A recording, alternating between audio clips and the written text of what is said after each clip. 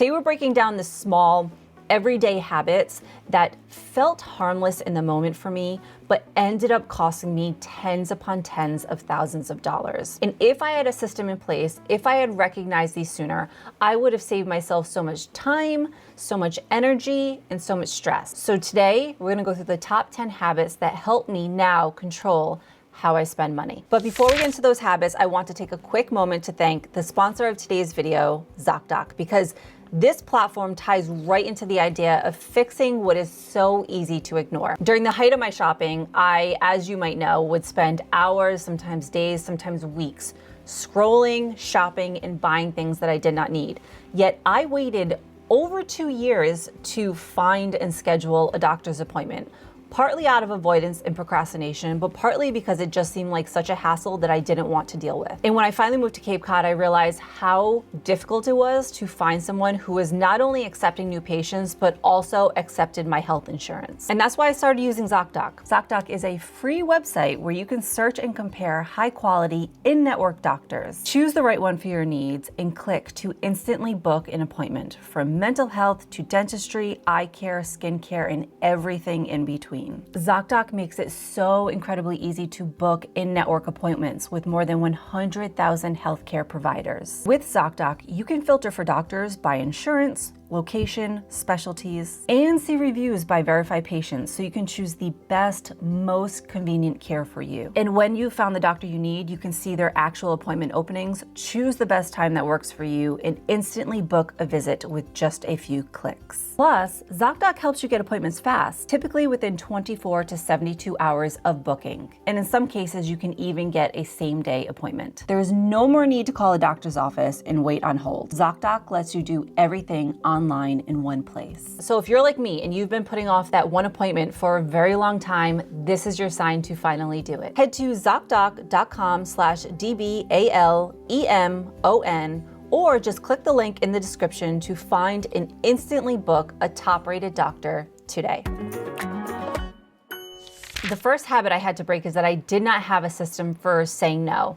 All of my purchases were based on emotions. I did not have rules in place so that I could look at this system, I could look at these rules, and purchasing that thing would be a yes or a no answer, because it would either fall into those rules or it would not. And we often think that people who are financially disciplined have a strong sense of self-control. And that is somewhat true, but really what it also is having a system for saying no is just a pre-built decision that will override any desire or discomfort. I think of this kind of as like a no-buy. If you are on a no-buy, you have a set of rules and guidelines that you stay within. It makes purchasing decisions so easy because you are not relying on emotions. When you are going off of a set of rules and guidelines, for example, a no-buy, the decision is normally binary. It is a yes or it is a no. So instead of trying to be good, even if you think about something like eating healthy, you have certain food items that you say are healthy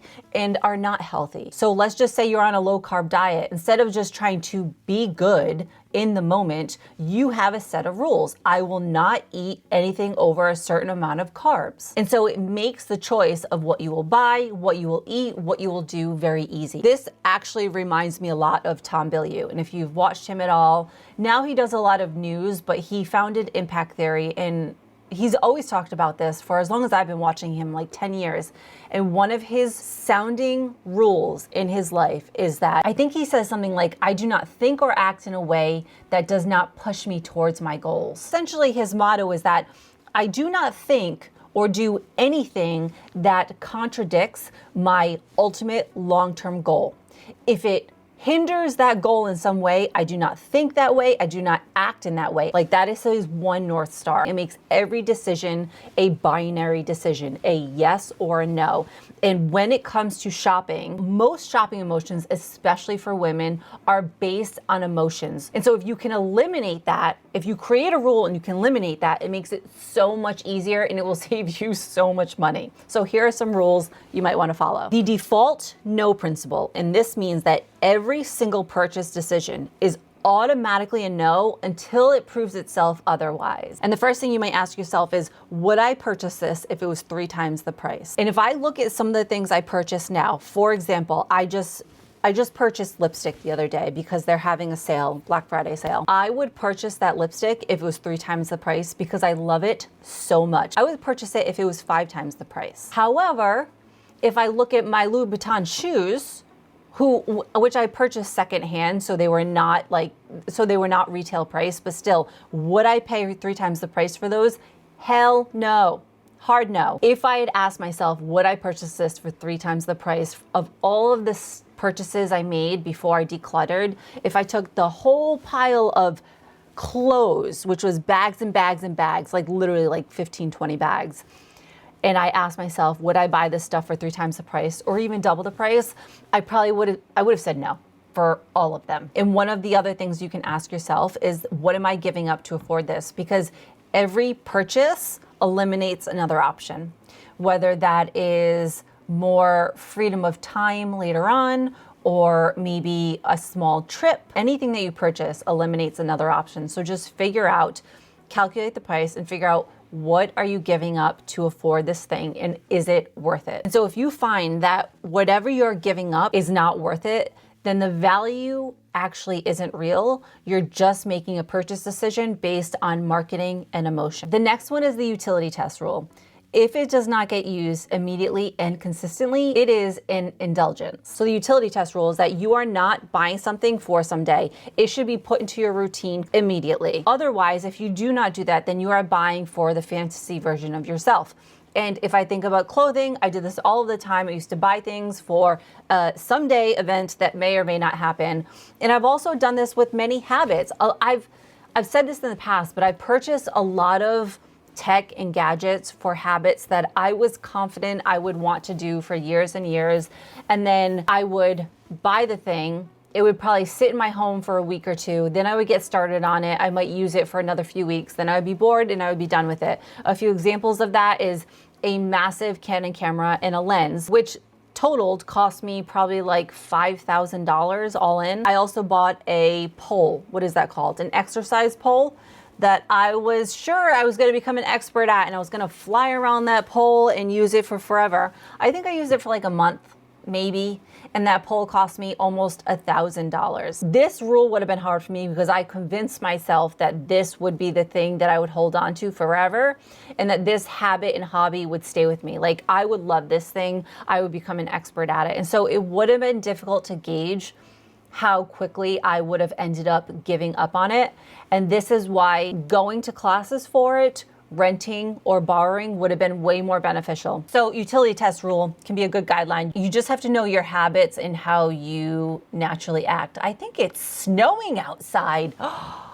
Mama, it's snowing. Oh, I wish I could show you guys it's snowing. I'm so happy. The next one is challenging, but I think it's a good rule of thumb if you really want to get control of your finances, possibly get out of debt, and control your spending. It's the double first rule. And what that says is that before you make any non-necessary purchases, you have to first double your income. A lot of people go into debt and spend a lot of money trying to signal success while sacrificing the real thing. That's the irony of the whole thing, is that I spent so many years buying so many things trying to portray to the outside world that I was successful and put together, when really I was putting myself in such a hole so that I would never actually be in the position that I was trying to portray to everyone else. Double your income, and then you can consider discretionary spending, but not to an excessive point, because then that is just lifestyle creep, which also can,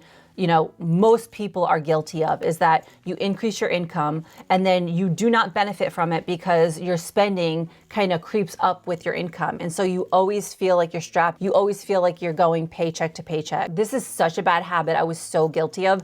I'm still guilty of this. This is something I have to really check myself and fight against, is that I confuse price with value. Most of us are guilty of this, whether we want to realize it or not. If we see something expensive, we automatically assume that the value is high and it is worth that price tag. I always just looked at the price tag and went off of that and assumed that If it was expensive, it meant that it was better. And it's important to remember that price is what the company or the brand wants you to pay. Value is what you get from the thing. A $200 moisturizer isn't valuable because it costs $200. A $200 moisturizer is only valuable if it actually clears up and significantly improves your skin. So if I just look at La Mer, for example, for me personally, this product did not improve my skin at all. But everybody placed so much value and hype around the product because honestly, good marketing, great marketing for La Mer, and also because of the price point. Because you see the price point and it's expensive, then you assume it absolutely has to work. If everybody is saying that this product is great, everybody is raving about it, and it's that expensive, it's gotta be great. And yet every single time I used that skincare product, I was left wanting more. I was left just feeling like not good. But I kept buying it because I convinced myself that in the routine of putting on the skincare and the smell of it, that the whole packaging and presentation was worth the price tag, and that if everybody else felt like it was worth it, then it absolutely has to be worth it. And this is a me thing, this is not a them thing. So before buying it, if it's very expensive, just ask yourself, what will this give me back? Do you think that the value is there? Because for the most part, a lot of the expensive things I purchased were just overpriced lessons. That's what they were. They were overpriced lessons. Some of the things I've purchased that are expensive were valuable and worth the price, but some are not. So you just have to judge that. The goal here is to just not be like me and assume that because it's expensive, that it's worth that price tag, because a lot of times it's not. This is a good one, and this is one I'm so guilty of. We confuse options with abundance. And so we have things in carts, we have wish lists, we buy multiples of things. I have said so many times that I have bought multiples upon multiples of things because I just wanted the option. If something happened to that thing, if it got ruined, whatever the case was, I wanted the option for it. Or I would buy the same thing in multiple colors because I wanted other options to wear. When I go on vacation, I would bring like 2 suitcases full of things because I wanted options. Options felt like flexibility and freedom to me. And what I realized is that in my desire to have options, that's one of the main reasons for shopping too, is like you just want a lot of options. And then what happens is that you end up with a closet full of things. And really what this is that every little thing, without even realizing it, but like every little thing that we own drains a little ounce of energy from us. Having a lot of options of whatever it is feels like a lot of control, but actually what it is avoidance, because most of us are scared to commit. We're scared to commit to style, to direction, or to a specific version of ourselves. And this was in my declutter, I mentioned this. I had so many options. I landed when I ended up getting rid of everything. I figured out that I don't know my style because I never had to commit to something. I had so many options, and there was always more options to be had because there was always something new to buy. I never had to commit to a style or direction, which was actually just keeping me stuck in this buying cycle. And what ends up happening is that when you remove a lot of this clutter and a lot of these things from your life, you end up with more freedom and less dependence on those things. And what I'm trying to do now is to just build trust with myself, figure out what I like and what I don't like, build trust in myself so that I can know when I actually do go and shop again and buy a wardrobe with the intention of it sticking around for a very long time. I have enough trust in myself that I know that these are the items that I can safely, comfortably wear for years down the road. And so in doing that and eliminating all these options and having a select few items or pieces, I'm using clothing as an example, but you can apply this to any category.